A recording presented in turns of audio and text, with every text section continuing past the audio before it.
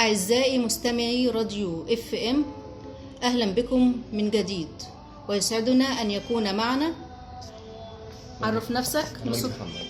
مجدي محمد. أهلا وسهلا يا مجدي.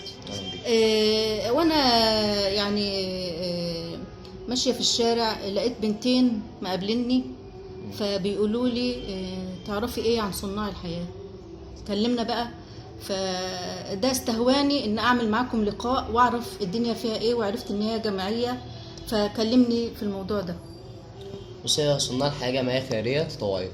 تمام. الجمعية دي موجودة في مصر من 2004. فكرتها ان احنا نساعد الناس اللي هم تحت خط الفقر. تمام. بحيث ان احنا نشوف الناس ديت مثلا الاسر محتاجه ايه ونساعدهم اللي هم محتاجينه. تمام. عندنا بقى ترميم بيوت، وعندنا اسقف، وعندنا في وجبات، وفي كراتين غذائيه وكده. فبنشوف الاسر ديت، بنعمل عنهم ابحاث نتاكد ان هم مستحقين، وده طبعا بيكون في سريه. يعني الاسر دي ما بتكونش حتى، يعني ما بيبقاش فيه اللي هو الجهر بيهم، ان احنا ما بنعرفش الناس حتى ان هم ليهم كده. فالحاجات بتوصل لهم اصلا بطريقه ان هو جاي اللي هم ممكن يستلموها. يعني انتم متطوعين؟ انا متطوعين. والحاجه دي بتوصل لمستحقيها في سريه تامه، بحيث ما يبقاش في جرح لشعورهم، او يعني تبقى حاجه بالنسبه للجيران او كده حاجه مكشوفه. ايوه. فده بيجرح شعور، ممكن يكون بيضايقهم او هم متعففين وكده. فدي حاجه بتكون التعفف صحيح مش حلوه خالص. تمام. طيب هل فعلا يعني اللي انتوا التبرعات دي بتوصل لمستحقيها بالفعل؟ لان بيبقى فيه تشكك كتير في جمعيات كتيره قوي، وفي مثلا ابني كذا، اعمل كذا، ساهم في كذا. بص، هي الفكره ان صناع معروفه اصلا من زمان. يعني هي اصلا الجمعيه زي ما قلت لك موجوده من 2004. احنا بننزل نعمل ابحاث عن الاسر. تمام. نتاكد ان هم مستحقين، ونتاكد ان هم فعلا محتاجين الحاجه اللي احنا نعملها لهم دي. تمام. في مشاريع زي ما قلت لك، او مثلا اسقف وبيوت وكده. بنشوفهم محتاجين ايه، وبعد ما نتاكد ان هم مستحقين ننزل التنفيذ ده بيبقى احنا اللي بنعمله برضو، المتطوعين اللي بننفذه. تمام. تنزل تنفذ الاسر على حسب احتياجاتهم ايه. بعد التنفيذ في حاجه اسمها عندنا المتابعه. كويس. المتابعه ديت بتبقى مدتها من 6 شهور لسنه. يعني انتوا بتتابعوا بنتابع مع الاسره بعد استلامها للمشروع. جميل. يعني انتوا بتعملوا مشاريع ليهم. ايوه. انما ما بتديهمش مثلا جزء من المال او فئه من المال. بص، احنا في عندنا انت بتساعده على ان هو ينمي نفسه بنفسه ويبقى عنده شغل يدر عليه دخل. هي الفكره في حاجه ان في اسر بتبقى فعلا محتاجه المشاريع دي. تمام. اللي هو احنا ممكن نسلمهم موتوسيكل، او نفتح لهم محل مثلا مجمدات، او محل بقاله وكده. تمام. ونخليهم يبداوا بعد ما هم يكونوا تحت خط الفقر يعدوا الخط ده، يقدروا يبقى جميل. اسره تقدر تبقى اسره منتجه. ايوه. تمام. ما تبقاش عاهل او عائل على الحكومه او على أيوة. او على مثلا افرادها، او على الاب او الام كده يعني. انما بقى في اسر ما بتبقاش محتاجه المشروع. تمام. كويس. ففي الاسر دي بقى بتبقى احتياجاتها مثلا مختلفه. يعني مثلا في حاجه عندنا كارت كده بيستلموه، الكارت ده بيجي يستلموه من الجمعيه، بيروحوا يستلموا تحويله بريديه.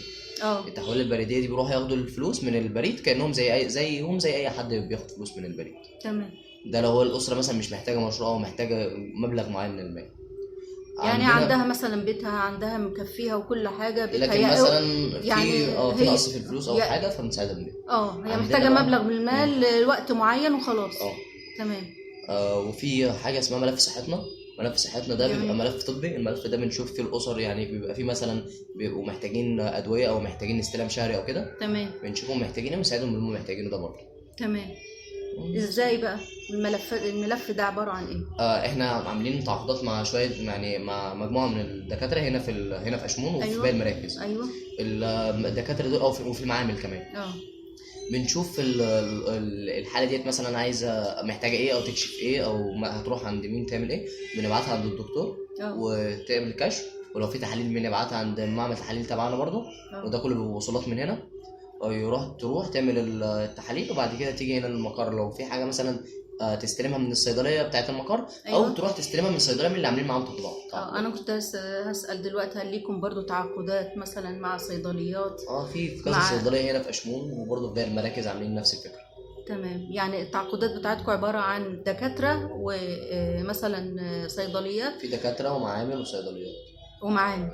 يعني ممكن يروحوا يعملوا المحتاجين يعملوا تحاليل. هي بتبقى سايكل كامله، بيبداوا من عند الدكتور لحد ما يستلموا العلاج. جميل جدا. وانتوا بتتابعوا الحاجات دي؟ واحنا طبعا بنتابع الحاجات دي للاخر باذن الله. وتطمنوا مثلا على المرضى، او كده ولا؟ بيبقى فيه كل 6 شهور تجديد أيوة. للكشف. جميل. الحاله بعد ما تكون بعد ما عدى 6 شهور اصلا مفعول الدواء المفروض ان هو بيتغير. جميل جدا. فاحنا بنبعت الاسره ديت او بنبعت قصدي الحاله ديت للدكتور تكشف تاني. فهي طبعا هيغير لها العلاج، هيزود حاجه ينقص حاجه. بعد ما يعمل ده تروح جايه برضو تعمل نفس اللي بتعمله، تروح يعمل لما عمل لو هتعمل تحاليل او ترجع الصيدليه لو هتستلم ادويه. طيب مردود العمل الجماعي عليكم ايه؟ انا شايفه شابات ما شاء الله تحت هم اللي قابلوني وكلموني وبداوا عندهم ما شاء الله يعني استعداد يعني ما فيش حرج ما فيش احراج انهم بيتكلموا، فده مردوده عليكم ايه؟ الفكره في تيم ورك عندنا ان احنا اصلا بنتعامل عندك من اول سن 15 سنه لحد ما يتخرجوا، لحد فرقه رابعه كليه. جميل. دول بقى اللي هم المفروض انهم متطوعين معانا في الجامعه، فانت عندك متطوعين من جميع الاعمار يعتبر. جميل. المتطوعين بقى بيتعاملوا مع بعض ان هو طبعا احنا كلنا اخوات، بنتعامل على اساس بنستفاد حاجات كتير جدا. يعني عندك زي التيم ورك، عندك مثلا حته اللي هي الجرأه والشجاعه ان انا اقدر اتكلم قدام ناس او اتكلم قدام عدد. أيوة. دي موجوده برضه في الناس اللي انت تتعودوا. عليكم السلام ورحمه الله وبركاته. جميل. كمل. فهي الفكره في كده، نشوف زي ما قلت لك احنا بنتعاون مع بعض كلنا، وبحيث برضه ان احنا بنكتسب خبرات ان احنا نقدر مثلا نتكلم قدام عدد او نقدر نتكلم مع ناس او كده. فده بدايات ليكوا. احنا دلوقتي بنتكلم على شباب في سن المراهقه. ازاي بتستغل السن بتاعك ده في ان انت تتوجه توجه صحيح غير ما يكون معاك اصدقاء مثلا سوء؟ هي الفكره في ان احنا اصلا بدل ما اكون قاعد في البيت بضيع وقتي قاعد ماسك تليفوني وكده، فبدل ما اعمل كل ده بعمل حاجه يعني ايه، يعني اولا انا باخد عليها ثواب. جميل. هو ده اللي انا بساله، مردوده أيوه. عليكم ايه؟ باخد منها ثواب. بتعلم حاجات كتيره جدا في الجمعيه. هو في ميزان حسناتكم وفي ميزان حسناتنا في الاول وفي الاخر. فهي الفكره في كده. في الاخر بقى تحب تقول ايه لمستمعي راديو ايامنا واحنا داخلين على عيد الفطر المبارك؟ يعني اولا كل سنه وانتم طيبين جميعا.